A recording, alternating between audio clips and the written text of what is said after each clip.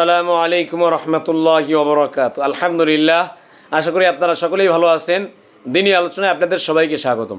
আমাদের এই দিনী আলোচনার আজকের বিষয়বস্তু হবে সাপ্তাহিক গুরুত্বপূর্ণ আলোচনা।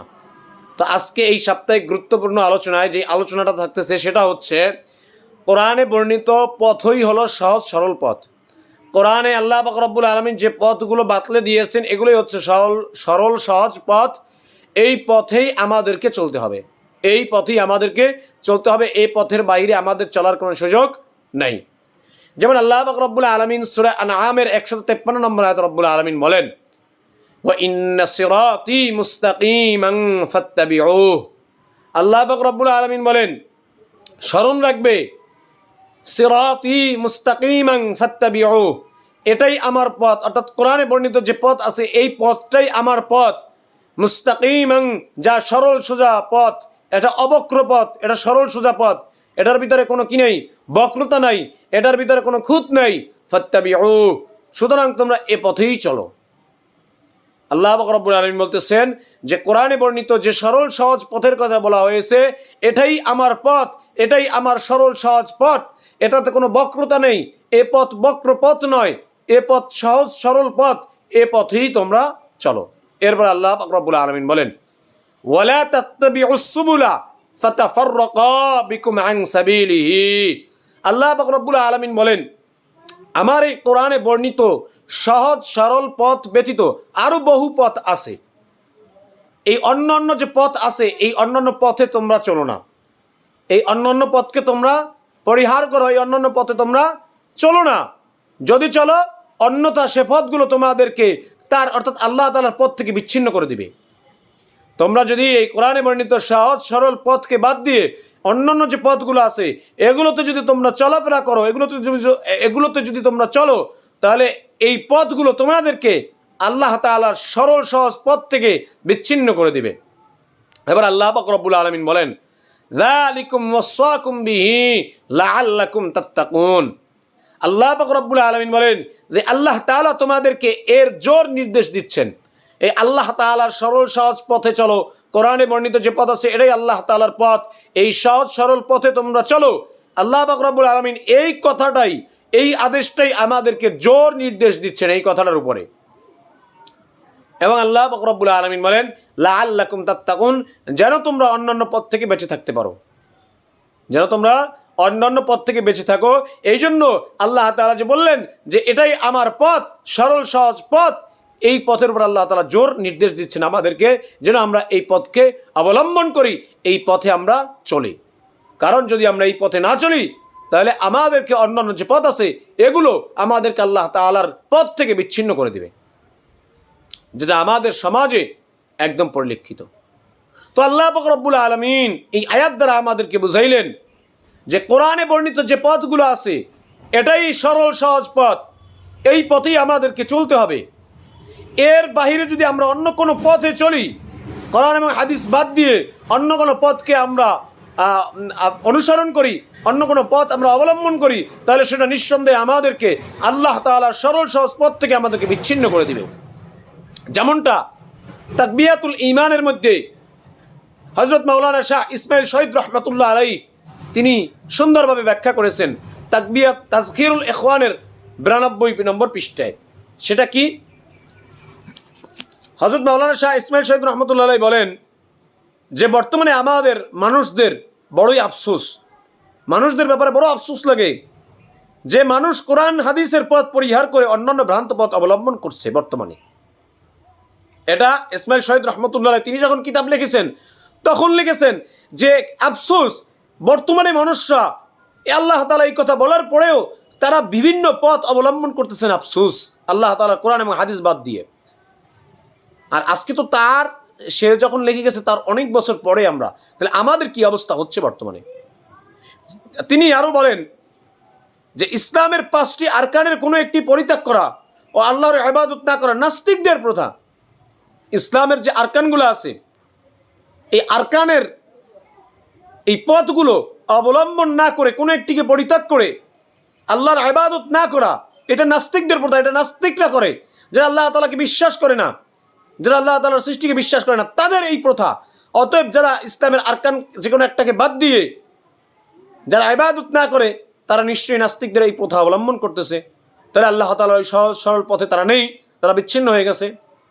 এরপরে তিনি বলেন, নামাজে অলসতা করা, মন মতো ইবাদত করা, প্রয়োজনে ইবাদত পরিত্যাগ করা, শরীয়তের কিছু বিধান মেনে নেওয়া আর কিছু বিধান না মানা, এটা মুনাফিকদের প্রথা। অতএব যারা এই কাজগুলো করে, নামাজে অলসতা করে, মন মতো ইবাদত করে, প্রয়োজনে ইবাদত পরিত্যাগ করে, শরীয়তের কিছু বিধান মেনে নেয় আবার কিছু বিধান মানে না, তাদের মধ্যে মুনাফিকদের ওই প্রথা আছে।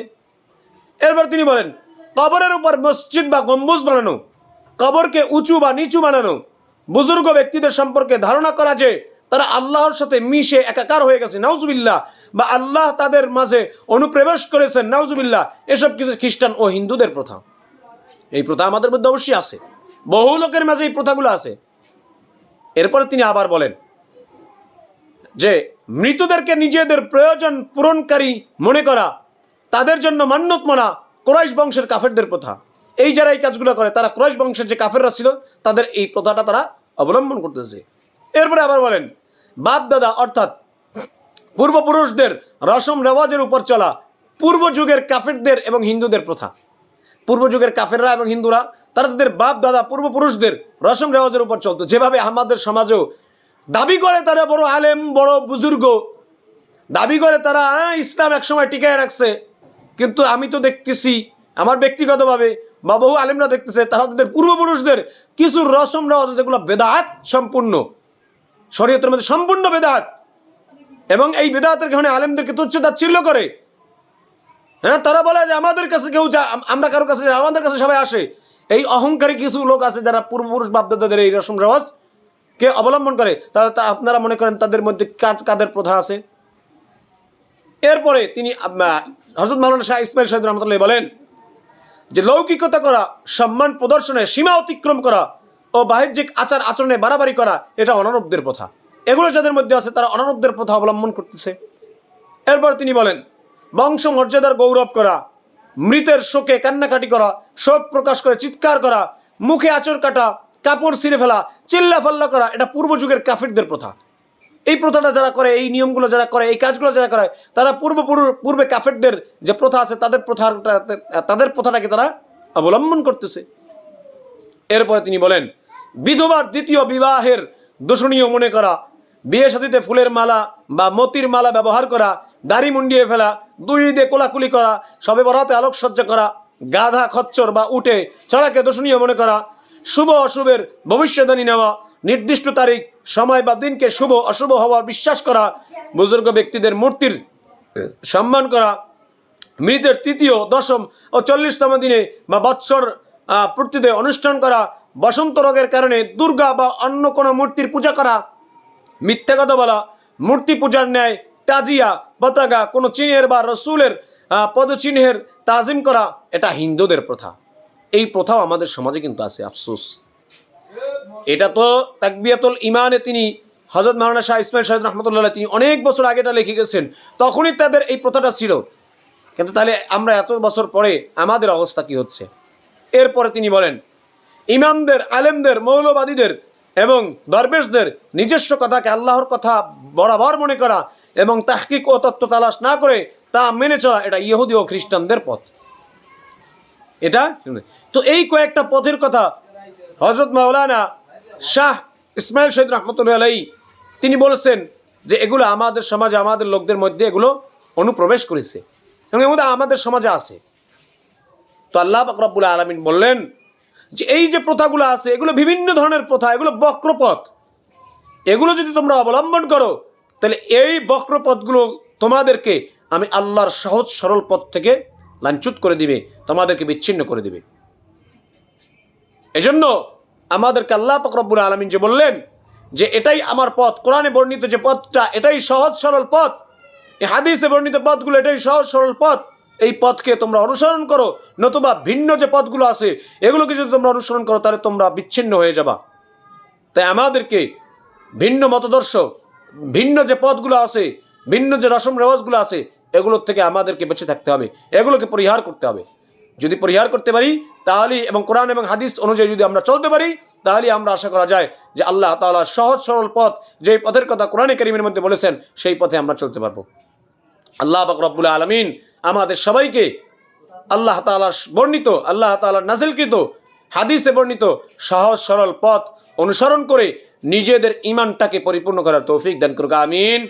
আসসালামু আলাইকুম ওয়া রাহমাতুল্লাহি ওয়া বারাকাতুহু।